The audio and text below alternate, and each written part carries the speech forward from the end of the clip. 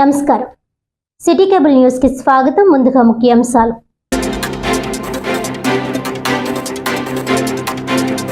త్వరలో 9 రాష్ట్రాల్లో తిరుమల తిరుపతి దేవస్థానం ఆధ్వర్యంలో శ్రీ వెంకటేశ్వర స్వామి ఆలయాల నిర్మాణాలకు చర్యలు. టీటీడీ పాలక మండలి సభ్యులు జగ్గంపేట ఎమ్మెల్యే జ్యోతుల నెహ్రూ వెల్లడి.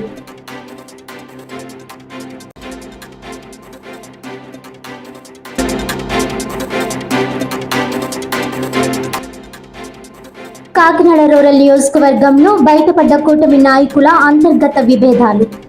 తమ కార్యకర్తలకు న్యాయం జరగడం లేదంటూ తన పదవికి రాజీనామా చేసిన టీడీపీ సీనియర్ నాయకుడు నియోజకవర్గ కోఆర్డినేటర్ పిల్లి సత్యనారాయణమూర్తి.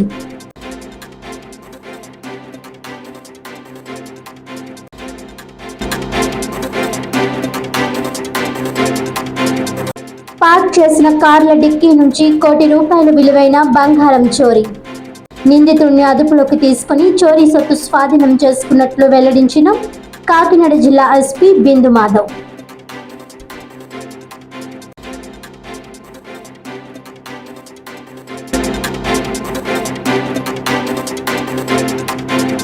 ఇక డీటెయిల్స్ చూస్తే, త్వరలో తిరుమల తిరుపతి దేవస్థానం ఆధ్వర్యంలో 9 రాష్ట్రాల్లో శ్రీ వెంకటేశ్వర స్వామి ఆలయాల నిర్మాణాన్ని చేపడుతున్నట్లు జగ్గంపేట ఎమ్మెల్యే టీటీడీ పాలక మండలి సభ్యులు జ్యోతుల నెహ్రూ వెల్లడించారు. కాకినాడ జిల్లా తెలుగుదేశం పార్టీ కార్యాలయంలో ఏర్పాటు చేసిన మీడియా సమావేశంలో ఆయన మాట్లాడుతూ, తిరుమల తిరుపతి దేవస్థానం నుంచి వివిధ రాష్ట్రాలకు వెంకటేశ్వర స్వామి ఆలయ నిర్మాణాల కోసం ప్రతిపాదన పంపించడం జరిగిందని తెలిపారు. ఆయా రాష్ట్రాలు స్థలాలు కేటాయించినట్లయితే టీటీడీ నిధులతో ఆలయాల నిర్మాణాలను చేపడతామని అన్నారు. అదే విధంగా శ్రీవాణి టికెట్ల ద్వారా వచ్చే ఆదాయంతో గ్రామాల్లో పలు దేవాలయాలు దత్తత తీసుకుని అభివృద్ధి పరచడం జరుగుతుందన్నారు. తిరుమల అలిపిరి ఘాట్ వద్ద 25 ఎకరాల్లో భక్తుల కోసం వసతి గృహాలను నిర్మాణాన్ని చేపట్టినట్లు తెలిపారు. స్వామివారి దర్శనం కోసం వచ్చే సామాన్య భక్తులు గంటల కొద్దీ దర్శనం కోసం వేచి ఉండవలసిన పరిస్థితి లేదన్నారు. అలిపిరి వద్ద టైం స్లాట్ వేసి ఉచిత బస్సుల్లో కొండపైకి తీసుకువెళ్లడం జరుగుతుందన్నారు. వైకుంఠ 3 కాంప్లెక్స్ ద్వారా గంటన్నరలో దర్శనం చేసే విధంగా ఏర్పాట్లు చేస్తున్నట్లు తెలిపారు. ఈ సమావేశంలో జగ్గంపేట మార్కెట్ కమిటీ చైర్మన్ అడపా భరత్ బాబు, ప్రసాద్ రాజు తదితరులు పాల్గొన్నారు.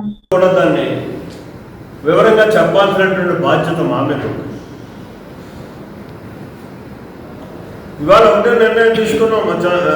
గౌరవ ముఖ్యమంత్రి గారు ఒకే నిర్ణయం ఇచ్చాడు. ఏదైతే అలిపిరి కింద ఒక 50 ఎకరాల స్థలంలో 25,000 మందికి సామాన్య భక్తులకి అకామిడేషన్ ఏర్పాటు చేసే విధానంలో ఏర్పాటు చేయండి. ఇమీడియట్గా అక్కడ భవనాలు నిర్మాణం చేయండి. తొందరలోనే దాన్ని శంకుస్థాపన కూడా చేయబోతున్నాం. ఆ భవనాలు కూడా టెండర్లు పిలిచి, మా ఆలోచన ఏంటంటే మా పాలన టైం పూర్తయ్యే లోపులోనే దాన్ని ప్రారంభోత్సవం చేయాలని కూడా ఆలోచన కూడా ఉంది.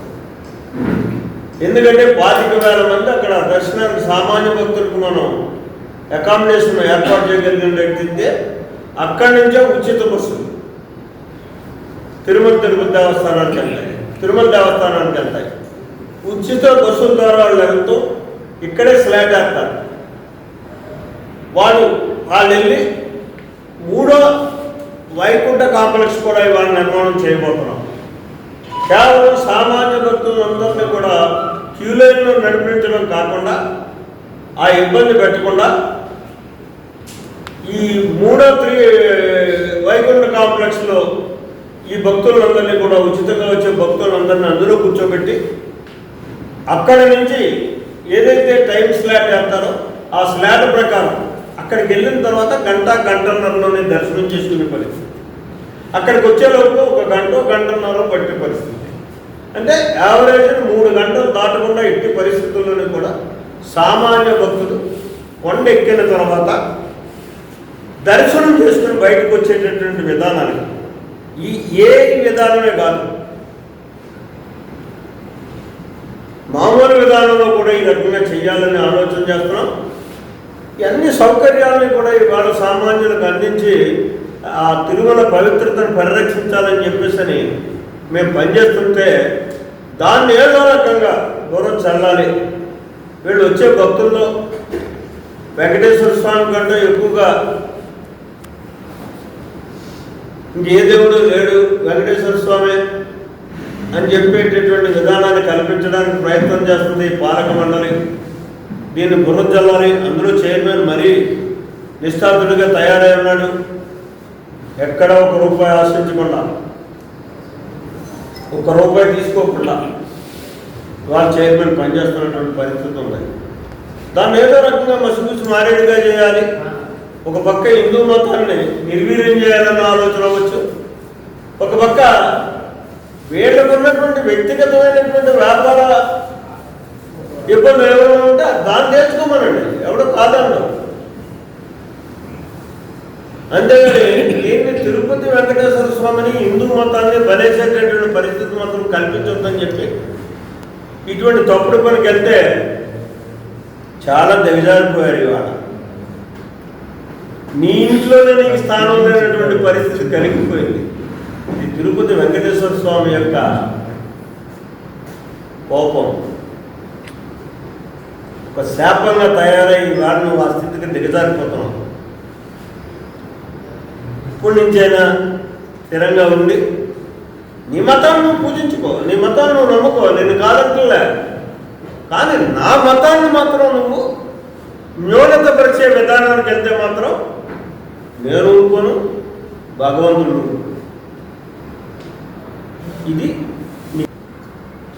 ఈ అన్నప్రసాదం ఉన్నదాన్ని, దీనికి ఇంచుమించులో ఈ ప్రసాదానికి కానీ అన్నప్రసాదానికి కానీ దాన్ని శుద్ధి శుభ్రంగా చేయగలిగేటటువంటి పదార్థాలను అందించేటటువంటి మహా అదృష్టం నాకు కలిగింది. ఎందుకంటే ఇవాళ నేను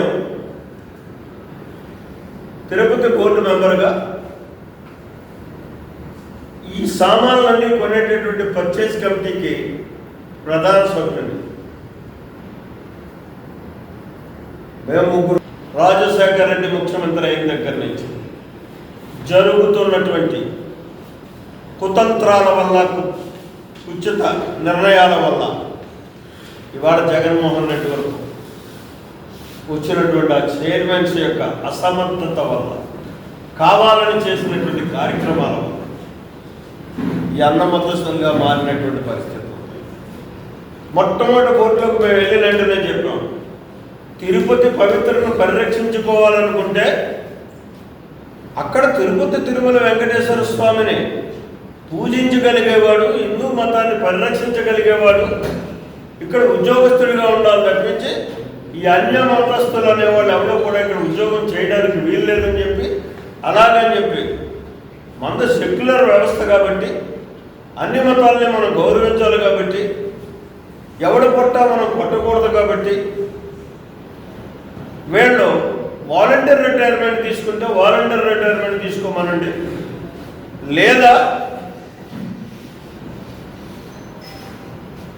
వాళ్ళు వేరే ఎక్కడికైనా వెళ్తాను అనుకుంటే డిపార్ట్మెంటల్గా ఆ డిపార్ట్మెంట్కి పంపించేటటువంటి కార్యక్రమాలు తీసుకుందామని చెప్పి వాళ్ళ బిల్డింగ్తో ఈ అన్ని మతస్థులందరినీ కూడా ఒక్కొక్కటిగా ఇవాళ కొండ నుంచి కిందకి దింపుతున్నటువంటి పరిస్థితి.